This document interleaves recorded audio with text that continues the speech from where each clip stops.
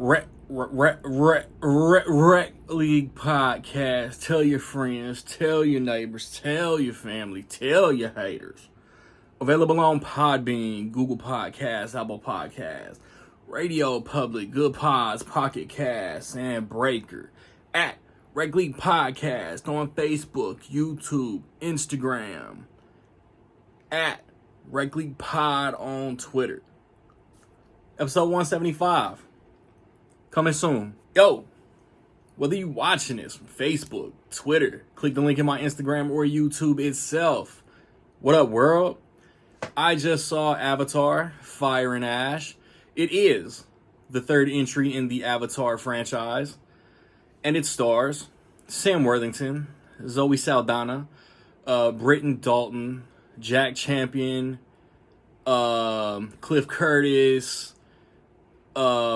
Stephen Lang, Oana Chaplin, Kate Winslet,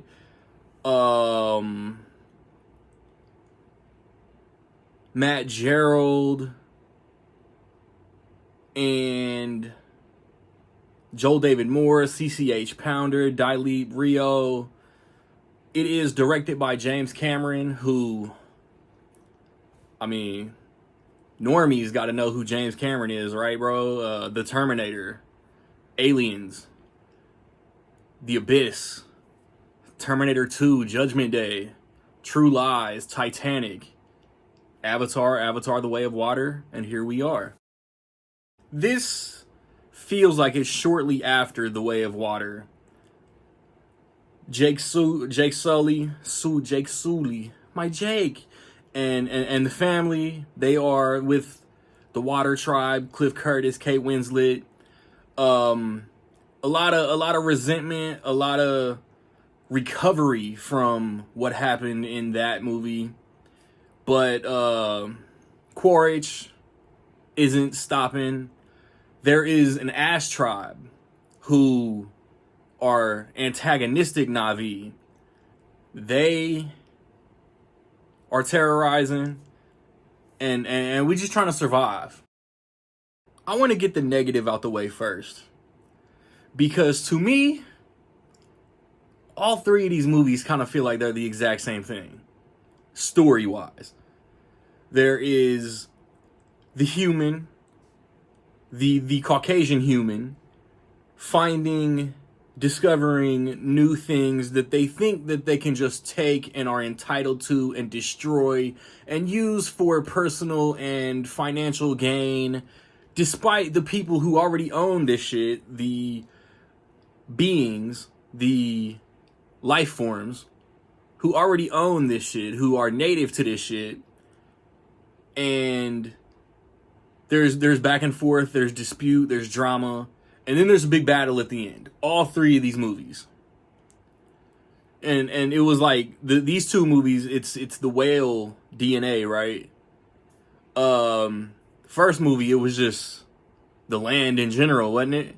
Like, humans, Giovanni Ribisi and Edie Falco and them, Stephen Lang and them, want to just take this planet on some Mickey 17 type shit, want to take this planet and make it habitable for humans. Spider, I believe, is played by Jack Champion. He goes through an evolution in this movie, and he becomes like the most important character in this movie. That was a cool flip. That was a cool switch, because it led to like one of the most emotional moments in all three of these movies that for me puts Fire and Ash over The Way of Water. Cause that one moment. And if you've seen the movie, you know what I'm talking about. Brian Windhorst. You know what I'm talking about. That scene almost gutted me. But like I've seen a couple reactions. Like they're teasing this character doing this. They're teasing that character will do what they keep alluding to or teasing him doing, but it's gonna be in 4 or 5. Like, what are we gonna do in Avatar 4 and 5 if that character already grows, evolves? You know what I'm talking about? 3 hours and 18 minutes, I believe. For like the first hour and a half, I feel like Zoe Saldana was just, her character was grieving. So she wasn't in a lot of the action. But at that hour and a half mark to the end, bro, she was about it. There is, like, the kids get a lot of focus, and that's cool, obviously. Sam Worthington has a lot of interactions with his son, and their father-son interactions. But they evolve throughout the movie. And I feel like a lot of people might sleep on that.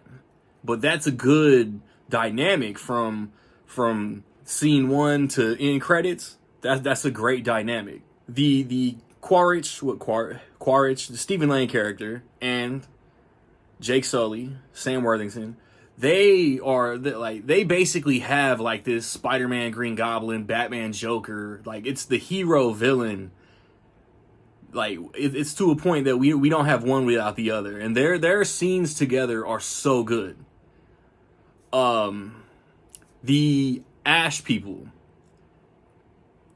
I think, were a very good addition to this franchise, because 2 movies in, basically 6 hours of Avatar, all we got was friendly Na'vi. Na'vi, like, all for, I forget the mother, Weeping Willow from Pocahontas, I forget her name.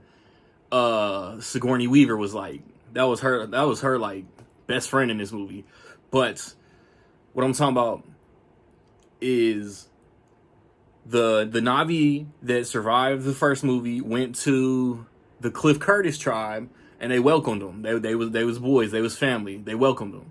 So it was really dope. Oana Chaplin and the Ash people, and what's it? David Thewlis was in this for like 2 scenes. I assumed he was Ash Colony, Ash tribe, but I don't think he was.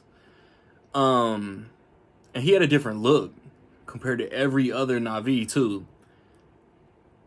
But that's why I'ma always be down for more Avatar, because James Cameron just continues like excellent world building and expanding, and just like the different types of characters that we get on this planet and how they all coexist. And the sides that they were on, the way that Quaritch was playing them, the way that they was playing Quaritch, the way that Edie Falco wasn't down with it, and it was some insubordination in the asshole military camp. I don't ever get blown away by Avatar. They're all 3 very good movies, and I think they are all basically on par with each other rating wise. I think I would rank the franchise right now 1, 3, 2.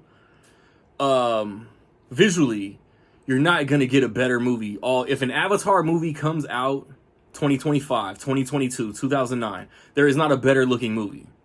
Like, James Cameron is just mastering the technology and the visual effects, all of it. The colors pop so beautifully. And I'm down for 4. 2028, whenever it's scheduled. 5, I heard, was 2031. But I'm down for more Avatar. I don't think I'm ever gonna have Avatar as my favorite movie all year, no matter what year. But I hope I will always give Avatar a positive rating.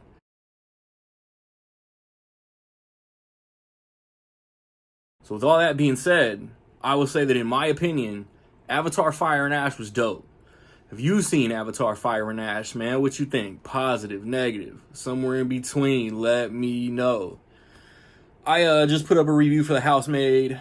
Last weekend I watched and reviewed Wake Up Dead Man and Ella McKay. The weekend before that was Five Nights at Freddy's 2.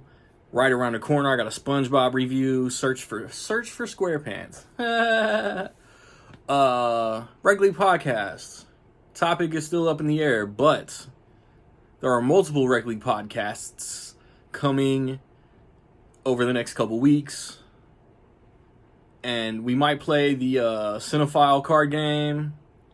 We might cook up a Christmas topic on the fly. I'm not sure, but top 5 videos with some homies, favorites of 25, most anticipated of 26. It's all on the way. Hopefully in the next few days I'll have an Anaconda review for y'all. Hopefully a Marty Supreme review for y'all. And then top 10 videos, fourth quarter, top 10 of the year, top 10 most anticipated, Blu-ray collection update. Hopefully it's all on the way. Like, subscribe, comment. Find me where you find me, man. Don't know where to find me. Watch these credits. Peace.